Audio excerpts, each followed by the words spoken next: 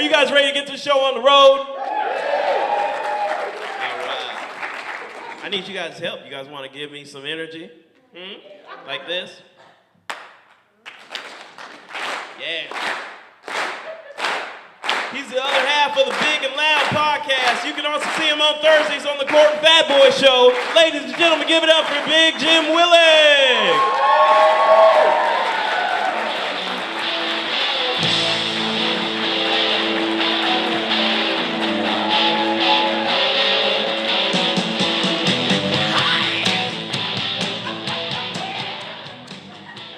So when do I get naked? I guess that's...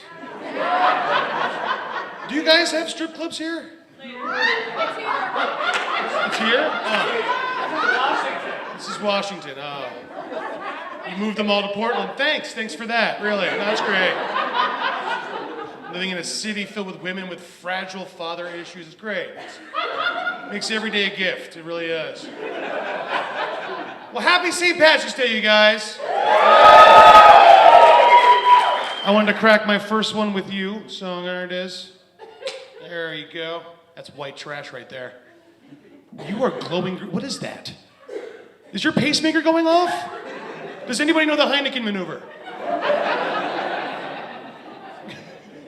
That's trippy.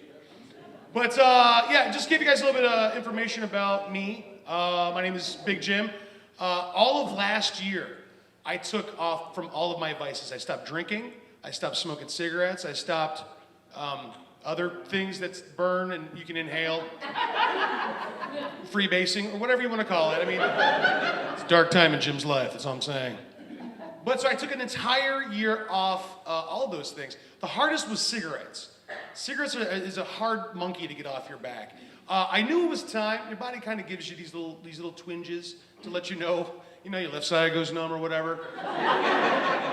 Just be listening for them, that's all I'm saying. But I wasn't enjoying the experience anymore. I'd get winded eating soup, so I mean, probably a warning sign. I'm just gonna grab that one up. After sex, I just rolled over and wheeze. That's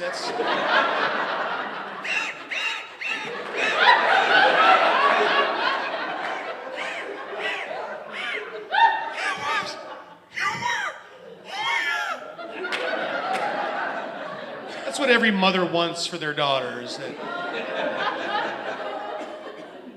You want a wheezer in the family is what you want.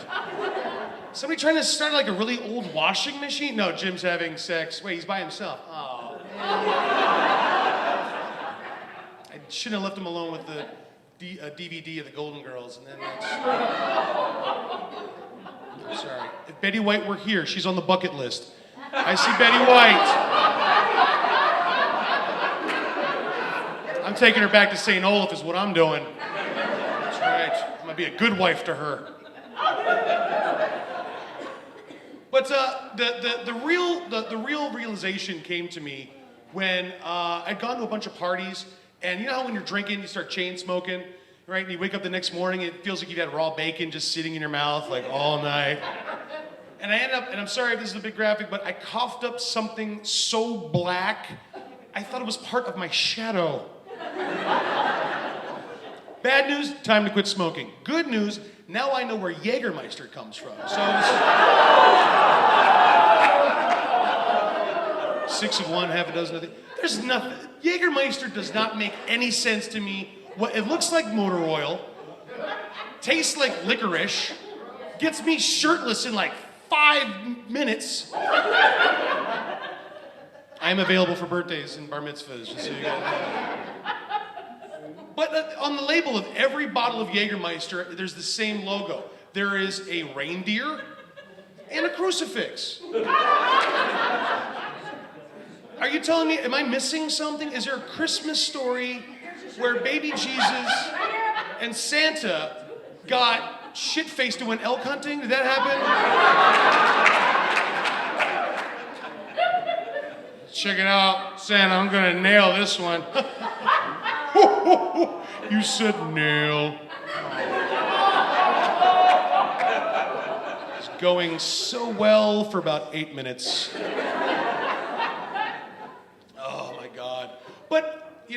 drinking too, getting up drinking was tough. But drinking just ultimately gets you in trouble. You'll find out later this evening, I promise. We're right across the street from a police station. Really? You know how nervous I was trying to smoke weed? I'm just like, I don't know what this is. Yeah, dressed like this. I look like an HR director. Like, Excuse me, Chad, you got a great package. I just want to let you know that. I want to human resource that to you. But when you're drinking, it just gets you in trouble. Like for me, I'm a comic, means I'm out late, I'm drinking, getting messed up with my friends. Come home, I call it networking. So it's a buzzword, I throw it out there. But I come home and I want to do something nice for her. Because she's like, she has a day job. She's like a real adult. She has shit to do. Like when the sun come up, she get in big metal box, drive away, go to a place, do stuff all day, come back, get money for that. I turn on, Judge Mathis at 1 o'clock, gradually ease into the day. So I want to do something nice for her. When I come stumbling home shirtless, reeking of Jaeger. Happens way too often. So I want to do laundry. I'll do laundry. What woman doesn't love a man who does laundry? Do you hear that? Thank you. That is called justification. But, the problem is when you're drunk and you want to do laundry, you usually just start with everything that you're wearing, right? Just shoes, coat, keys, phone, just throw it all in there. What else do we got? Oh, we got those, I got those fluorescent orange vests for that summer when I was a flaggot. I hate those because every time I see them and it says slow, I'm like, fuck you, I have a reading disability. Call me slaw, dick. What else can we throw in there? Oh yeah, there's that tent that we're not sure if something either gave birth in or died in. There's just it's a question mark kind of a smell. Throw it in there, come on. Whole box of soap, set it, forget it, go to sleep. This is why drinking and laundry is a bad idea. Drinking in dishes, also, very bad idea.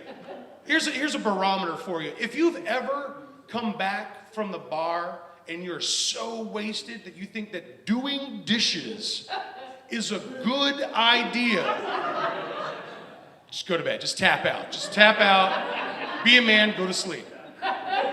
Because I guarantee you it is far more self-gratifying to wake up and break $40 worth of shit than it is to come to and discover $40 worth of broken shit. Oh, my Thundercat plates, damn it! Someone's doing knife hits in here, I can smell it. Let me ask you guys a question. What do you think is the most racist pet in the animal kingdom? Just yell it out when you know it. Zebra. Actually, no. Zebra is actually the most racially tolerant. Because the problem is, it doesn't fit in with either the horses or whatever the fuck fucked a horse to make a zebra. Like a liger or some shit, I don't know. It's like some Napoleon Dynamite stuff, I don't know. So no, for years, I actually thought it was like the dog. I thought that dogs would probably be like at the top of the chain. Because of like all the images of like hate crimes and all the Taco Bell commercials that they put out. It's really not doing a good job selling the PR for the dog, right? Turns out it's not true. The most racist pet in the animal kingdom, not even kidding you, the guinea pig. The guinea pig, yeah. For two reasons. First, I have never in my entire life heard a black man utter the following phrase. Hey, yo, I gotta make sure that my guinea pig has ample food and water to sustain him during my absence.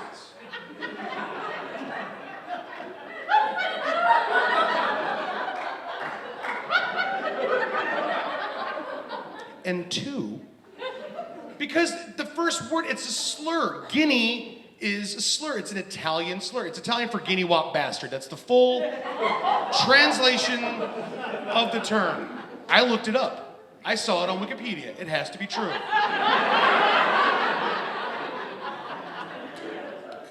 I would have loved to have been a fly on the wall when they were naming the guinea pig. right? I just imagine there's like a lab, and there's guys in like the white coats and everything else, and walking around with clipboards. You know, one looks through the other, like, "Hey, yo, Dr. Vinny got a douche. Come over here for a second. Come over here. I gotta ask you a question, right? I made this thing, right? I took a gerbil and took the air compressor gun. You know what I mean? I went, pumped him up a couple notches, right? So now he's bigger.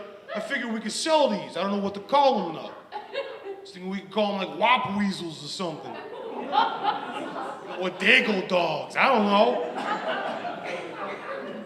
Dago dog sounds credible. Dago dog sounds like you could go to a ballpark and like there's just like this big fat guy in like an Adidas tracksuit, you know, and sunglasses. You're like, "Get your fucking Dago dogs."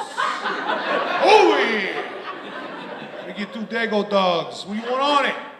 Forget about it. Racism. It's funny.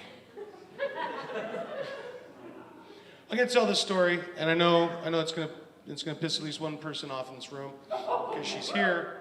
But and we drove together and we lived together, occasionally have sex together. Like they don't know. I didn't make this happen. This was put on me. Like I would wear my Ghostbusters t-shirt. Like, no, we're recording tonight. It's important to dine. Put on the monkey suit. I'll shave your back. Which was a bad combination. I should have like shaved back then put shirt on, but she wanted to get under there and just keeps the shrapnel from hitting her in the face. Oh God. There's that image that you can take home with you later on. But in your lifetime, if you're lucky enough to find someone that is special enough and you get to live with them and they make your life better, they encourage you and they support you in every way conceivable. I'm just sucking up right now, and you know that. And I mean every word, bitch. Curse you outside voice. These mics are great, Don, by the way. Fantastic. They pick up everything. But if you're lucky enough to have someone like this in your life, you know, you share your life, you share your accomplishments and your failures, you share a bed with this person. Sooner or later, you're gonna get farted on. It's just a natural.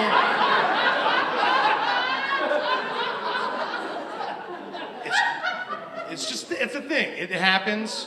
So apparently, the other night, I farted on my girlfriend. So it was her fault. It was her fault. We acknowledge that now. Because here's what happened. Apparently, I had gone to bed on a particular, I'll just say Taco Tuesday.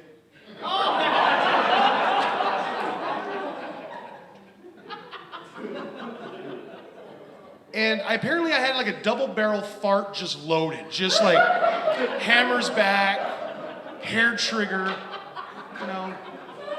And I'm sleeping on my side because that helps with the gestation. It helps. If I sleep on my stomach, it comes out through my pores the next day. I'm all greasy. And I don't do Turkish wrestling anymore. I just vowed not to. Good. No one knows what Turkish wrestling is. Excellent. So I'm in bed, gestating this xenomorph, something that's going to burst out of my stomach at some point.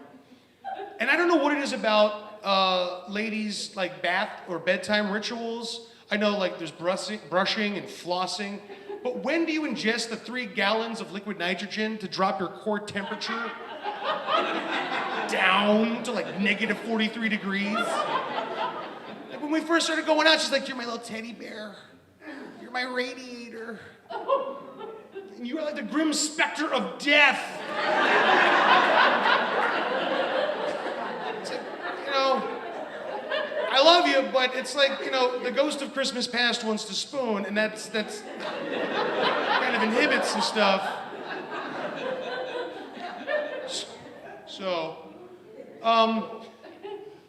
again, fart loaded, and just like the trembling trigger, like a cartoon, just like it's gonna go at any second.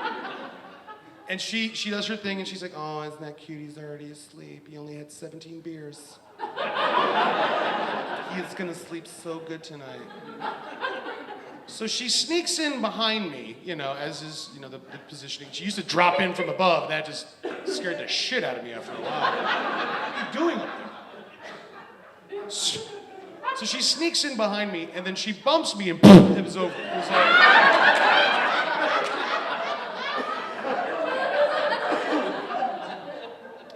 now, I'm disappointed because I was asleep, but she said the entire bedspread lifted up like a circus tent, which would have been a sight to see, but sadly all that hot air had to slowly find its way back out. And the best part, because there's got to be a best part, right? Best part is, word for word, she said she could feel the wind on her leg.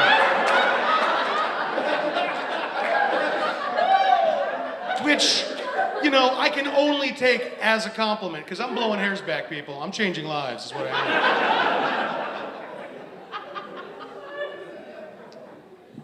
I got a couple more for you, and then I'll just go get ridiculously intoxicated. Do the cops mind if you borrow their cars? Because Portland, it's different. It's different back there. Cops like, all right, just bring it back in 10 minutes, okay? I'm just gonna go and buy some tight pants. I'll be right back. You can just drive it around the block a couple times if you'd like. But there's this motivational poster that actually, yeah, well, soon. Oh, yeah, I'm sorry, I didn't mean to interrupt.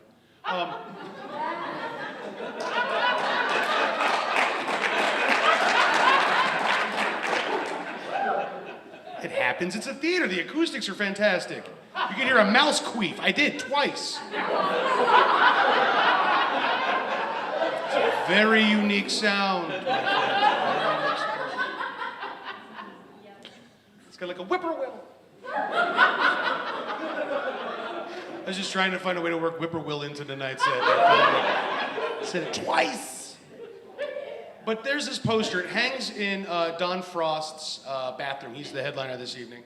And he is a hilarious human being. And occasionally, he goes out of town and foolishly asks me to house sit. You know, which means, okay, let's go to the porn store, get a bunch of pictures of gay porn, put them everywhere. Put them in the cereal boxes, Bible, anything you can find. You know, put them in this mower. He's, it seems to be, oh, son of an American Bear? What is it?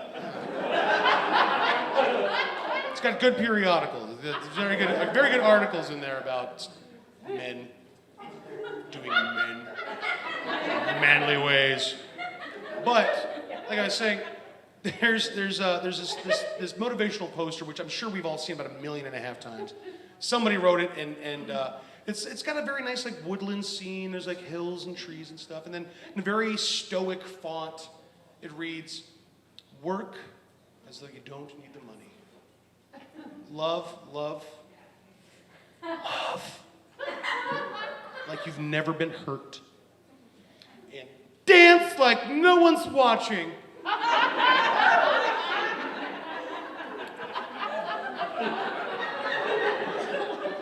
I want to know who wrote this chicken shit for the soul. This is the worst advice to give anyone. Let's break this down bit by bit, shall we? First, work as though you don't need